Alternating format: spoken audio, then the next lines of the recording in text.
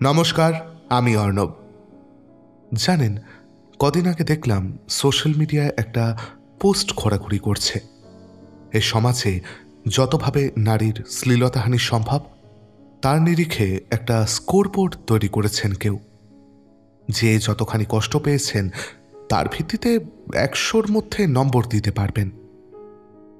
যাদের এই তথাকথিত স্কোর 50-এর নিচে, তারা অনেকেই দেখলাম সার্কাস্টিক্যালি নিজেদেরকে প্রিভিলেজড বলছেন।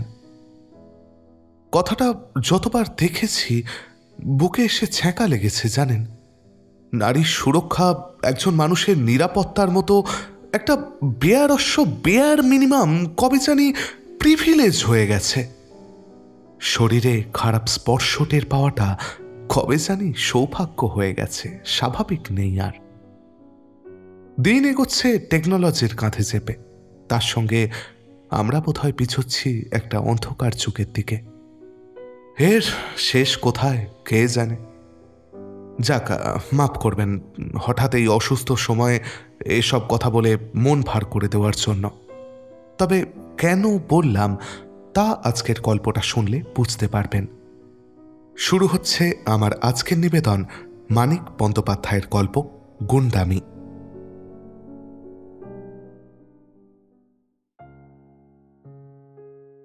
ট্রাম এলো মানুষ বোঝাই। গাড়ি দাঁড়াইবার আগেই শান্তা লক্ষ্য করেছে লেডিস সিট খালি নেই একটিও। ঠেলে ঠুলে উঠে কোনো রকমে দাঁড়াইবার একটু স্থান হতে পারে। তবু শান্তা এই ট্রামেই উঠে পড়ল।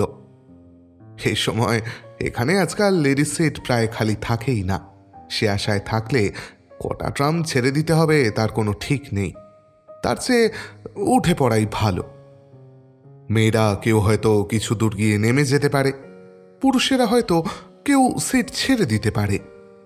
দুজনের বেঞ্চের একজনের এসমতি হইলে অন্যজনের মনে যাই থাক আর যাই মনে হোক, তারও আসন ছেড়ে উঠে না দাঁড়িয়ে উপায় থাকে না। শান্তা তখন প্রথমে ভিতরের দিকে জানলা ঘেঁষে বসবে। তারপর এই ভদ্রতা যিনি করেছেন তাকে ডেকে পাশের জায়গা দেখিয়ে বলবে, আপনি বসুন।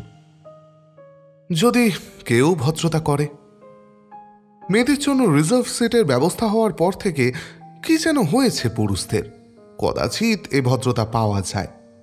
ভদ্রঘরের মেয়ে দাঁড়িয়ে আছে টের পেয়েও একান্ত উদাসীনের মতো মুখ করে ঠায় বসে থাকে।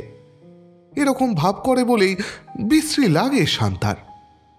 যদি একেবারে গ্রাহ্য না করত, সচেতন হয়ে না উঠত, কিছুই মনে করত না সে। তবু এরা শুধু ভদ্রতা না করেই ক্ষান্ত। কত লোক যে বিশ্রী অভদ্রতাও করে ভিড়ের সুযোগে। মেয়েদের কাছে সেই অভদ্রতার এমন বিবরণ শান্তা শুনেছে যে রক্তে তার আগুন ধরে গেছে। ব্যাপারটা কল্পনা করতে গিয়ে চুপচাপ বিনা প্রতিবাদে সে অপমান ওরা কি করে সহ্য করে গিয়েছে শান্তা তা ভেবে পায়নি। ভিড়ে অত লোকের মধ্যে বিচ্ছিরি ব্যাপার নিয়ে হাঙ্গামা করতে ওদের নাকি লজ্জা করে। লজ্জা! মানুষের কুৎসিত নির্লজ্জতা সয়ে যাওয়া, মেনে নেওয়া লজ্জাবতী লতা সব ঠিক। মাঝে মাঝে ট্রামে মানুষের অসভ্যতার পরিচয় শান্তাও অবশ্য পেয়েছে, কিন্তু সে সমস্তই খুবই সামান্য তুচ্ছ ব্যাপার। অন্যায়টুকু ইচ্ছাকৃত কিনা সে বিষয়েও যথেষ্ট সন্দেহের অবকাশ রয়েছে। ভদ্রবেশধারী মানুষগুলোর মধ্যে কে দোষী তাও সবসময় সে ঠিক করতে পারেনি। মাধবী, অনুপমা আর শোভার মতো অপমান যদি তার জুটত একদিন, একজন হোক আর 5 জন হোক, তৎক্ষণাৎ সে বুঝিয়ে দিত সেই বজ্জাত গুন্ডাদের যে সব বাঙালি মেয়ে নিরীহ গোবেচারি নয়। হাঙ্গামা বাঁধাতে মজা টের পাইয়ে দিতে ভয় পায় না, দ্বিধা করে না, এমন মেয়েও আছে। ট্রামে বাসে মেয়েদের প্রতি এক শ্রেণীর লোকের পশুর মতো আচরণের বিরুদ্ধে শান্তার মনের তীব্র প্রতিবাদ পায়। এটা এমনই একটা আফসোসের রূপ নিয়েছে, অন্তত একটা পশুকে উপযুক্ত শাস্তি দেওয়ার সুযোগ তার ঘটল না। সব দিন সমান যায় না, এতদিন পর সুযোগ তার সে এসেছে। ট্রামে উঠবার প্রায় সঙ্গে সঙ্গে লেডিস সিটের কাছাকাছি গিয়ে যখন দাঁড়িয়েছে, ভিড়ের জন্য যে নয় তাতে এতটুকু সংশয়ের অবকাশ থাকে না। এ ইচ্ছাকৃত কুৎসিত হস্তক্ষেপ। ফুঁসে উঠে শান্তা ঘুরে দাঁড়ায়। দোষী হবে একজন, সম্ভবপর দুজনের মধ্যে থেকে। একজন মাঝবয়সী ভদ্রলোক, গায়ে চাদর, গলায় কমফোর্টার জড়ানো, মাথার ছোট ছোট করে ছাঁটা চুলে সিঁথি প্রায় নেই বললেই চলে, কিন্তু সযত্নে আঁচড়ানো। কোপদারি চাঁচা, মুখে গম্ভীর বিষাদ, চোখ হয় রাত জাগার জন্য আর নয়তো অসুখের জন্য নিষ্প্রভ।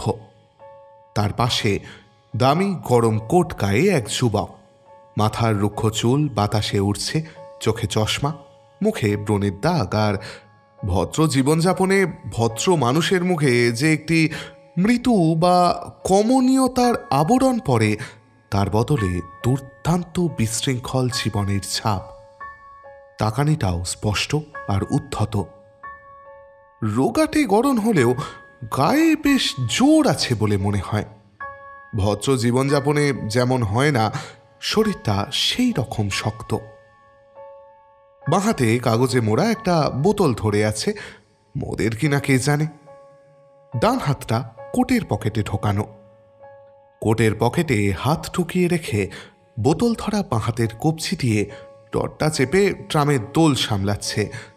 খালি হাতে রডটা ধরেনি কেন অনুমান করতে যেন কষ্ট হবে শান্তার। ক্রুদ্ধ হয়ে শান্তাকে ঘুরে দাঁড়াতে দেখেই যে সে হাতটা পকেটে ঢুকিয়েছে দোষ গোপন করার চেষ্টায়, ভোগাও তা বুঝতে পারে। ডান হাতে ছেলেটির বাঁ গালে শান্তা সজোরে চড় কষিয়ে দেয়। তার চশমাটা ছিটকে পড়ে। পরক্ষণে শোনা যায় কার পায়ের চাপে চশমার কাঁচ ভাঙার শব্দ। বজ্জাত গুন্ডা কোথাকার! শান্তা গর্জন করে বলে, তোমাদের জন্য মেয়েরা ট্রামে চলাফেরা করতে পারবে না। আরোহীরা সেই দিকে মুখ ফেরায়। ফিরে ঠেলাঠেলি হয় কিছু মনে করি না, কিন্তু ইচ্ছা করে মেয়েদের গায়ে হাত দেবে, বজ্জাতি করবে, আপনারা তা সয়ে যাবেন চুপচাপ। খুব একজোট মারধর চলল। হইচই হাঙ্গামের হদিশ পেয়ে ড্রাইভার ট্রাম থামিয়ে দেয়। লোকটার হাত থেকে কাগজে মোড়া বোতলটা পড়ে ভেঙে যায়। ছড়িয়ে পড়ে অ্যান্টিসেপটিক ওষুধের তীব্র গন্ধ। বাঁ হাত দিয়ে সে আঘাত ঠেকিয়ে আত্মরক্ষার চেষ্টা করে। ডান হাতটি কোটের পকেট থেকে বের করে না। পাশ ফিরে ঘুরে দাঁড়িয়ে পকেটে পড়া ডান হাতটা মেয়েদের প্রথম বেঞ্চ আর ট্রামের সাইডের কোণের দিকে আড়াল করে রেখে এক হাতে যতটুকু পারে ঠেকিয়ে মার খাবার ইচ্ছাটা তার অদ্ভুত মনে হয়। মুখে সে প্রতিবাদ করে যায় অবিরাম। নাক আর মুখ থেকে যখন রক্ত বার হতে থাকে তখনও। কাছে গিয়ে মারতে না পেরে একটি ছেলে এক প্রৌঢ় ভদ্রলোকের হাতে লাঠি ছিনিয়ে নিয়ে তার মাথায় বসিয়ে দেয়। কপাল বেয়ে রক্ত গড়িয়ে আসে। মারমুখ মানুষগুলোকে তখন শান্তাই থামিয়ে দেয় আর মারতে বারণ করে সে সবাইকে। চেঁচিয়ে বলে, যথেষ্ট হয়েছে, এবার ছেড়ে দিন। কিন্তু কথা তার কানে তোলে না কেউ। লোকটাকে একবার মেয়েদের বেঞ্চের ওপর পড়ে যাবার উপক্রম করতে দেখে শান্তা জোর করে কয়েকজনকে ঠেলে দিয়ে তাকে খানিকটা আড়াল করে দাঁড়ায়। তখন মার বন্ধ হয়। ট্রাম আবার চলতে আরম্ভ করে। দেখা যায় মেয়েদের দুটি বেঞ্চি খালি। হাঙ্গামার সূত্রপাতে 4 জন ভদ্রমহিলাই ভয় পেয়ে নেমে গেছেন। চাদর গায়ে মাঝবয়সী সেই ভদ্রলোকটিকেও গাড়িতে আর দেখা যায় না। তবে তার অন্তর্ধান অবশ্য কারোর খেয়ালে আসে না। শান্তা বসে। অন্য বেঞ্চে বসে 2 জন পুরুষ। অপরাধী লোকটি সেইখানে ঠেস দিয়ে দাঁড়িয়ে বাঁ হাতে রুমাল বার করে মুখের রক্ত মুছতে থাকে। এদিক ওদিক থেকে তার কাছে ছিটকে আসে টিটকিরি আর মন্তব্য। সামনের সিট থেকে অনেকে মুখ ফিরিয়ে ফিরিয়ে তার দিকে তাকায়, শান্তাকেও দেখে নেয়। 3টি বন্ধু একে আপিসের কেরানি হবে তারা 3 জন। আর চোখে শান্তার দিকে চেয়ে কি যেন বলা বলি আর হাসাহাসি করে নিজেদের মধ্যে। ট্রাম চলে। 2-4 জন নামে, 2-4 জন ওঠে। দাঁড়িয়ে যারা বসবার জন্য ওত পেতেছিল তারা সুযোগ পাওয়া মাত্র ঠেলাঠেলি করে বসে পড়ে। হয়তো শুধু 2-3 মিনিটের জন্যই।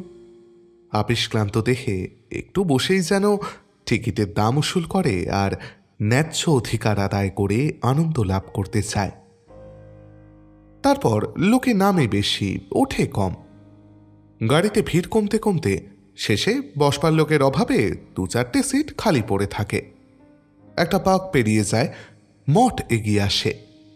শান্তা উঠে ঘণ্টা বাজাতে হাত বাড়িয়ে অভাবনীয় আঘাত পেয়ে বনে যায়। এত মার খেয়ে আর লজ্জা পেয়েও লোকটা এ গাড়ি থেকে প্রথম সুযোগেই নেমে পালিয়ে যায়নি। পেছনের লম্বা বেঞ্চের শেষ প্রান্তে বসে সে সিগারেট ধরাবার চেষ্টা করছে। ডান হাতটা বার করেছে পকেট থেকে, হাতের কবজি থেকে আঙুল পর্যন্ত মোটা ব্যান্ডেজে মোড়া।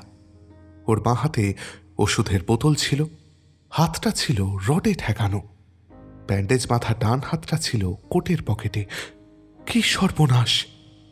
শান্তার হয়ে কন্ডাক্টর ঘা মারে। কলের পুতুলের মতো শান্তা নেমে যায়। তার মনে পড়ে যায় তারই সেজো মামার কথা। 7-8 বছর যার কোনো খোঁজ খবর সে রাখে না।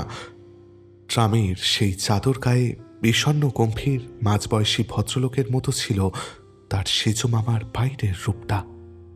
ধীর স্থির ভদ্র, জীবন সংগ্রামে আহত শান্ত যোদ্ধার মতো। কিন্তু কি বিকৃত ছিল তার মন, কি বজ্জাত সে ছিল! মাটির সঙ্গেই শান্তা মিশিয়ে যেত, যদি অবশ্য মার খাবার পর এক গাড়ি লোকের সামনে নিজের নির্দোষিতার অকাট্য প্রমাণ উপস্থিত করে মানুষটা শান্তাকে মাটির সঙ্গে মিশিয়ে দিত। কিন্তু সে তা করেনি কেন শান্তা ভেবে পায় না। হয়তো খেয়াল হয়নি, হয়তো ভ্যাবাচাকা খেয়ে গিয়েছিল, হয়তো ভেবেছিল ওই অন্ধ উচ্ছ্বসিত উত্তেজনার সময় মানুষের সামনে যুক্তিতর্ক হাজির করা বৃথা। ব্যান্ডেজ বাঁধা হাতটা প্রমাণস্বরূপ সামনে ধরলে কেউ সেটা মুচড়ে দিতে পারে, এ ভয়টাও হয়তো ছিল। কারণ যাই হোক, এরকম বিপদ ঘটেনি বলে, সকলের কাছে তাকে মরতে হয়নি বলে লজ্জা আর অনুশোচনার সঙ্গে পরিত্রাণের বেঁচে যাওয়ার স্বস্তিও সে অনুভব করে।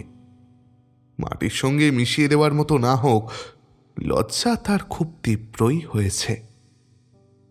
সব শুনে অনুপমা বলে, মা গো, কি গোয়ার মেয়েই তুই ছিলি! আমি হলে... গতকালও এ প্রশংসায় শান্তা গর্ববোধ করত। তার কাণ্ড কল্পনা করেই অনুপমার মুখে মেয়েলিপনার সঞ্চার দেখে মনটা তার বিরক্তিতে ভরে যায়। শোভা বলে, ছি ছি, ছেলেটার জন্য এমন মায়া হচ্ছে ভাই। মায়া? তার কি মায়া হয়নি? ভুল করেছে বোঝার আগেই তো মায়া হয়েছিল তার। সেই তো থামিয়ে দিয়েছিল সকলকে, নইলে আরো মার খেয়ে মরে যেত না লোকটা। এরা তাকে মায়া করতে শেখাচ্ছে। মাধবী বলে, ক্ষমা চাওয়া উচিত ছিল তোর, যখন জানতে পারলি ও বেচারার কোনো দোষ ছিল না। ক্ষমা? ক্ষমা কি চাওয়া যেত? উচিত হতো ক্ষমা চাওয়া। আগেও সে ক্ষমা চাওয়ার কথা ভেবেছে। বাড়ি ফিরে আবার কথাটা মনে মনে নাড়াচাড়া করে। বন্ধুদের ব্যাপারটা বলে। ওদের সঙ্গে আলোচনা করে মনটা হালকা করার জন্য আপিসের কাপড় বদলেই অধীর আগ্রহে এসে ছুটে গিয়েছিল ওদের কাছে। কিন্তু ওরা যেন আরো বিগড়ে দিয়েছে তার মনটা। তার ভুলটাকে তালগোল পাকিয়ে দাঁড় করিয়ে দিতে চেয়েছে মস্ত বড় অমার্জনীয় অপরাধে। হ্যাঁ, ভুল সে করেছে, বিশ্রী ভুল, অতি শোচনীয় হয়েছে তার ভুলটা, তাকে সে অস্বীকার করেছে। তবু ভুল তো ভুল ছাড়া আর কিছুই নয়। ভুল যখন হয়েছে আর উপায় কি? ওদের কাছে না গিয়ে সুধীর বা অশোকের সঙ্গে আলোচনা করলেই বোধহয় ভালো হতো। ওরা পুরুষ মানুষ, ব্যাপারটা ওরা ঠিকভাবে নিতে পারত, এমন করে তাকে দমিয়ে দিত না। মাধবীর শখের চাকরি, অনু আর শোভা কিছুই করে না, দরকারও নেই। তার চাকরি প্রয়োজনের খাতিরে, বাপের আয়ে সংসার চলে না। ওরা তাকে মনে মনে অবজ্ঞা করে। মাধবীর চাকরি করায় আদর্শ, গর্ব, গৌরব সব আছে, কিন্তু তার চাকরি করায় কোনো বৈশিষ্ট্য নেই। দরকারের জন্য, অভাবের জন্য বাধ্য হয়ে চাকরি করাতে বাহাদুরি কি আছে কোনো মেয়ের? মেয়েদের সম্মান রাখার রোগটাও তার নিছকেই গোয়ার্তুমি আর পাগলামি। কিন্তু ক্ষমা চাওয়া, দোষ করে ক্ষমা চাইতে শান্তা কখনো দ্বিধা করেনি। কিন্তু এক্ষেত্রে কি সে নিয়ম খাটে? অত কাণ্ডের পর অজানা অচেনা একজন মানুষকে কি বলা যায় আমাকে ক্ষমা করুন, আমি ভুল করেছি? সেটা কি ব্যঙ্গের মতো শোনাতো না, ন্যাকামির মতো? তাছাড়া যেরকম রুক্ষ, কঠোর, উদ্ধত চেহারা ছেলেটার, মনের অবস্থাও যেরকম থাকা খুব স্বাভাবিক ছিল তার পক্ষে। ক্ষমা চাইলে রাগের মাথায় যদি কিছু বলে বসত, করে বসত, বিনা দোষে অত মার খেয়ে, ওরকম লাঞ্ছনা আর অপমান পেয়ে ক্ষমা চাইলেই সব ভুলে ক্ষমা করা কি কারোর পক্ষে সম্ভব? রাত্রে ঘুমিয়ে শান্তা স্বপ্ন দেখে হু হু করে ট্রাম চলেছে মাঠের মধ্যে। ট্রামের ভেতরে বাইরে অন্ধকার। মাধবী, অনু আর শোভা ছাড়া আর কেউ নেই গাড়িতে। তার সর্বাঙ্গে ব্যান্ডেজ বাঁধা, নড়বার ক্ষমতাও নেই। তাকে নিচে শুইয়ে রাখা হয়েছে।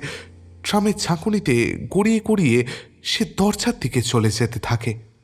চিৎকার করে ওদের ডাকতে গিয়ে গলায় আওয়াজ হয় না। সরতে সরতে দরজা দিয়ে গড়িয়ে চলন্ত ট্রাম থেকে সে পড়ে যাবার উপক্রম হয়। একটা উৎকট আতঙ্কে তার ঘুম ভেঙে যায়।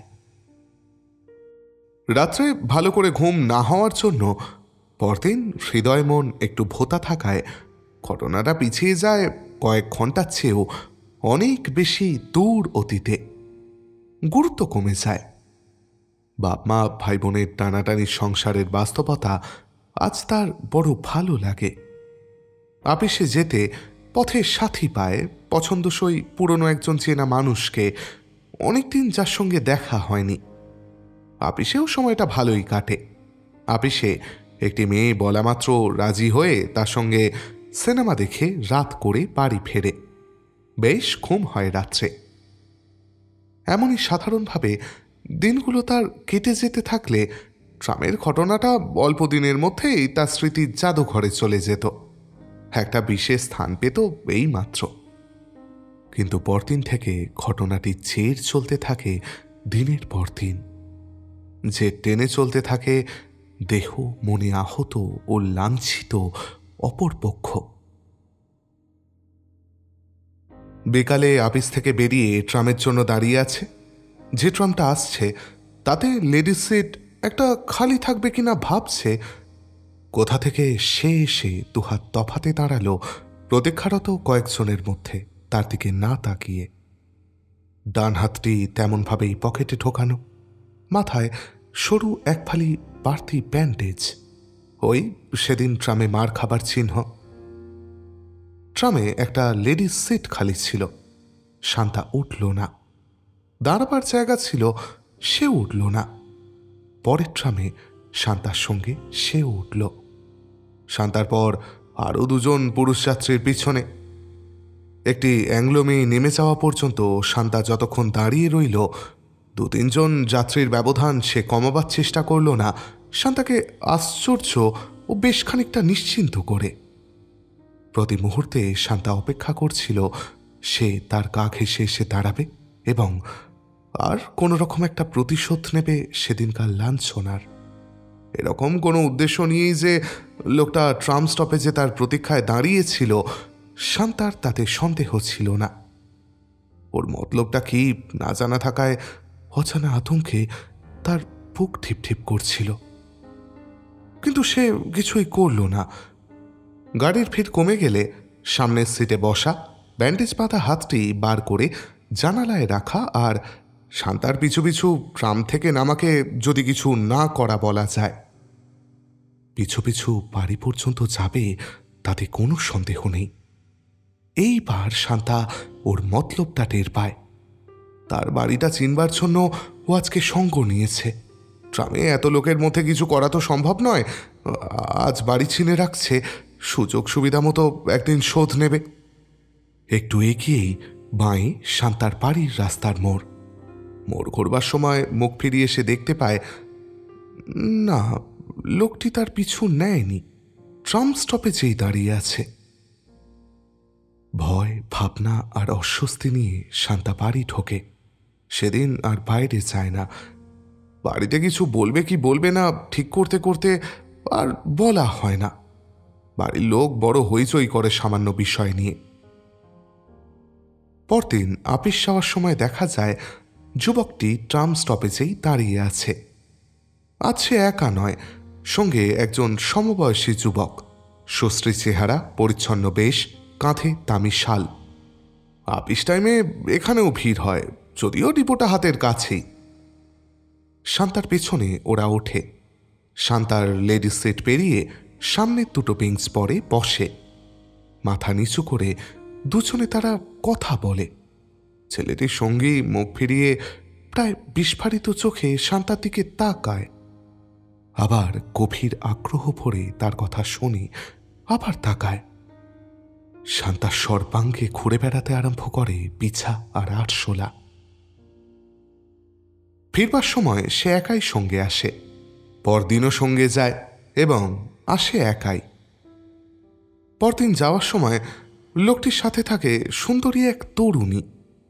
সামনের শেষ বেঞ্চে দুজনে বসে। তরুণী লোকটার কথা শোনে। কথা বলতে বলতে আঙুল দিয়ে লোকটি শান্তাকে দেখিয়ে দেয়। অকারণেই দেয়, কারণ গাড়িতে তখন আর কোনো মেয়ে ওঠেনি। তরুণী বিস্ফারিত চোখে তাকায় শান্তার দিকে। লোকটির কথা শোনে, আবার তাকায়। একটা আর্তনাদ থাকে শান্তার গলায়। ঢোক গিলতে গিয়েও গিলতে পারে না, তার মাথা ছিমছিম করে। এমনই চলতে থাকে দিনের পর দিন। লোকটির মাথার ব্যান্ডেজ অদৃশ্য হয়। ডান হাতে ব্যান্ডেজের বদলে আসে পাতলা চামড়ার তেলতেলা দস্তানা। কখনো একা, কোনোদিন একজন, কোনোদিন 2-3 জন সঙ্গী নিয়ে সে শান্তার সঙ্গে ট্রামে যাতায়াত করে। সঙ্গী থাকলে তারা শান্তাকে দেখে আর গল্প শোনে। ট্রামে পরিচিত কারোর সঙ্গে দেখা হলে তাকেও সে গল্প শোনায়, সেও তাকায়। বাচ্চায় 2-1 বেলা 2-1 দিন শান্তার যে জ্বর ছাড়ে। তার আশা জাগে এবার হয়তো লোকটা স্বাদ মিটেছে, বিরক্তি জেগেছে এই একঘেয়ে নিষ্ঠুর খেলায়, মন গিয়েছে নিজের কাজে, এইবার সে রেহাই পেল। কিন্তু আশা তার টেকে না। ট্রাম ছেড়ে শান্তা বাস ধরে। খানিক হেঁটে গিয়ে বাস ধরতে হয়। 1-2 পরে বাসে তাকে দেখা যায়। আগে বোধহয় সে বাসেই যাতায়াত করত, কারণ একা শান্তার সঙ্গে বাসে উঠলেও 4-5 জন পরিচিত লোককে সে শান্তাকে দেখিয়ে গল্প শোনায়। ও নামটা শান্তা জেনেছে, অমূল্য। ট্রামে পরিচিত লোক ওকে দেখে ডেকে বলেছে, আরে অমূল্য যে। অনেক তফাৎ থেকেই হয়তো বলেছে, কিন্তু খানিক পরেই অমূল্য ফিট ঠেলে হাজির হয়েছে তার কাছে। কানে কানে বলেছে তার চিরন্তন কাহিনী। কিছু বলার নেই, কিছু করার নেই, কোনো অভদ্রতাই সে করে না। তার চেনাশোনা লোক যাদের সে শান্তার বাহাদুরির গল্প শোনায়, তারা ছাড়া ট্রামের অন্য কোনো আরোহী বোধহয় টেরও পায় না কি ভয়ঙ্করভাবে সে উৎপীড়ন করছে গাড়ির একটা অসহায় মেয়েকে। শান্তা প্রাণপণে চেষ্টা করে অমূল্যকে তুচ্ছ করতে, অগ্রাহ্য করতে। ধার করে ভালো শাড়ি পরে, প্রসাধনে বেশি করে মন দেয়। ট্রামে হয় বই পড়ায় ডুবে থাকায় বা নির্বিকারভাবে বাইরে তাকানোর ভান করে। কিন্তু অমূল্যর আক্রমণ তো বাইরে নয়, একেবারে একেবারে মনের ওপর। এ আক্রমণের বিরুদ্ধে সে আত্মরক্ষা করতে পারবে কেমন করে? তার নিজের ভুল, তার নিজের অন্যায়ের গুরুত্ব অমূল্য তার কাছেই দিনের পর দিন বাড়িয়ে দিতে থাকে। এমন সৃষ্টি ছাড়া রাগ আর প্রতিহিংসা সহজে জাগে কারোর মধ্যে? নিজের শত অসুবিধা তুচ্ছ করে এতকাল কেউ কি এমন প্রতিশোধ নেওয়ার চেষ্টা করে যেতে পারে সামান্য কারণে? কত বড় ঘা খেলে মানুষের মন এইভাবে বিগড়ে যায়, জীবন পণ করে এভাবে চালিয়ে যায় প্রতিশোধের সাধনা, ভাবলেও মাথা ঘুরে যায় শান্তার। একদিনের খেয়ালে একদিনের গোয়ার্তুমিতে একটা মানুষকে সে খেপিয়ে দিয়েছে। এত বড় অপকাজকে ভুল বলে উড়িয়ে দিলে চলবে কেন? সব দোষ তার। অমূল্য যদি আজকে প্রকাশ্যে তার গালে চড় কষিয়ে দিয়ে তার অমার্জনীয় অপরাধের কথা সকলকে শোনায়, মুখ বুঝে তাকে সে শাস্তি মেনে নিতে হবে। প্রসাধন ভেদ করে শান্তার মুখের বিবর্ণতা স্পষ্ট হয়ে ওঠে। বারবার বাইরের পাতা থেকে বা বাইরের রাজপথ থেকে তার উৎভ্রান্ত দৃষ্টি অমূল্যর দিকে গিয়ে পড়ে। মাথা ঝিমঝিম করে আসে। সপ্তাহ 5 পরে একদিন তারা দুজনে সামনে পিছনে জানালা ঘেঁষে বসে ট্রামে চলেছে। দ্বিতীয়বার ট্রাম থামতে উঠলেন ডাক্তারি কালো ব্যাগ হাতে প্রৌঢ় ভদ্রলোক, আটা প্যান্ট ও ঠিলে কোট পরা। শান্তাকে পেরিয়ে যেতে গিয়ে তিনি থামলেন। পেছনের 3 জন অগ্রগামী যাত্রীকে ঠেকিয়ে রাখলেন। আপিস যাচ্ছিস বুঝি? হ্যাঁ জ্যাঠামশাই। আপনি ট্রামে? পেট্রোল নেই। তোর জেঠিমা কাল সকাল থেকে 2টো পর্যন্ত কালীঘাট দক্ষিণেশ্বর করে বেড়ালো। কি করি, ট্রামে চেপেই রোগী দেখছি। তা হ্যাঁ রে, তোর চেহারা এত খারাপ কেন? অসুখ নাকি? না না, এমনি। পিছনে যাত্রীর তাগিদে এগিয়ে গিয়ে ভদ্রলোকই অমূল্যর পাশে বসেন। বলেন, আরে অমূল্য যে, কি খবর, কেমন আছো? শান্তার বুকটা ধড়াস করে ওঠে। ডাক্তার জ্যাঠামশাই অমূল্য চেনা মানুষ। অমূল্য বলে, হ্যাঁ ভালোই আছি। শান্তা পলকহীন চোখে তাকিয়ে থাকে। আত্মীয় স্বজনের মধ্যে এই মানুষটি চিরদিন তাকে বিশেষভাবে সাহায্য করে এসেছেন। অমূল্যর কাছে তার বিভৎস আচরণের বর্ণনা শুনে না জানি কি মনে করবেন। অমূল্যর কথা শুনতে শুনতে ডাক্তার জ্যাঠামশাইয়ের মাথাটা তার দিকে ঝুঁকে গেলে শান্তার চোখ ফেটে জল আসে। ডাক্তার জ্যাঠামশাই মুখ ফিরিয়ে তার দিকে তাকালে সে 2 হাতে মুখ ঢেকে সামনের সিটের ওপর মুখ নামিয়ে রাখে। সন্ধ্যার পর কেদার ডাক্তার তাদের বাড়ি আসেন। তেমনই আটো প্যান্ট আর ঢিলে একটা কোট পরা। তিনি ব্যস্ত মানুষ, কদাচিৎ বাড়িতে তাঁর এরকম অযাচিত পদার্পণ ঘটে। বাড়িতে বেশ একটা সাড়া পড়ে যায়। শান্তা জানে ডাক্তার জ্যাঠা কেন এসেছেন। বাড়ির সবাইকে তার অপকর্মের কথা শোনাতে আর তাকে তিরস্কার করতে। শোবার ঘরে ঢুকে সে দরজা বন্ধ করে দেয়। টেবিলের কোণ ধরে দাঁড়িয়ে থাকে। মাথার ভেতরটা কেমন উল্টে পাল্টে পাক খেয়ে যেতে থাকে। কেদার ডাক্তার ডাকতেই দরজা খুলে দেয়। কেদারের পায়ে তার হাত যেন আর্তনাদ করে ওঠে। আর কখনো আমি এমন করব না জ্যাঠা, কখনো করব না। কেদার বলেন, তা ওরকম করো আর না করো সেটা তোমার খুশি। আমি শুনতে এলাম ও ছোঁড়াটা কি গুন্ডামি করেছে। এসব বলল ভালো বুঝতে পারলাম না। পরদিন থেকে অমূল্য আর চালাতন করে না শান্তাকে। তার জীবন থেকে একেবারে সরে যায় চিরদিনের জন্য। কয়েকদিন পরে স্বাক্ষরবিহীন একটা চিঠি পায় শান্তা। শ্রদ্ধাস্পদেষু, আপনার কাছে ক্ষমা ভিক্ষা করছি। ছেলেবেলা থেকেই আমি একরোখা গোয়ার। কোনো রকম অন্যায় আমার সয় না, কিন্তু আপনার ভুলটা যে অন্যায্য নয় এটা আমি বুঝতে পারিনি। ট্রামে একজন আপনাকে অপমান করেছিল সত্যই। আপনি ভুল করে ভেবেছিলেন আমি সেই পাষণ্ড। এটা আমি আগে বুঝিনি। এরকম শত শত ভুল হওয়াও ভালো। মেয়েরা যদি নিজেদের সম্মান বাঁচাতে আপনার মতো রুখে দাঁড়ান, আপনার কাজ ভুলি বা বলি কি করে বলুন তো? আমিও দোষী বই কি। গুন্ডারা মেয়েদের পথে ঘাটে অপমান করছে জানি, তবু যদি আমি আমার 2-1 হাতের মধ্যে আমার কোনো মা বোনের লাঞ্ছনা জুটছে কিনা খেয়াল না রাখি, আমিও দোষী হই বই কি। আপনি ঠিকই করেছিলেন, আমি ভুল করেছি। মেয়েদের সম্মান রাখার দায়িত্ব আমি ভুলে গিয়েছিলাম। অনেক অসভ্যতা করেছি, ক্ষমা করবেন। শান্তার উৎসুক চোখ ট্রামের এদিক ওদিক অমূল্যকে খোঁজে আজও। দেখা হলে একবার সে তাকে জানিয়ে দিত মেয়েদের মান মেয়েরাই রাখতে জানে। পথে ঘাটে 10টা রুগ্ন বিকারগ্রস্ত ইয়ার্কি টিটকিরি দিয়ে বা ভিড়ের মধ্যে খাপলা দিয়ে মেয়েদের মান কেড়ে নিতে পারে না। মানটা মেয়েদের গায়ের গয়না নয়, শুধু গায়ে থাকে না।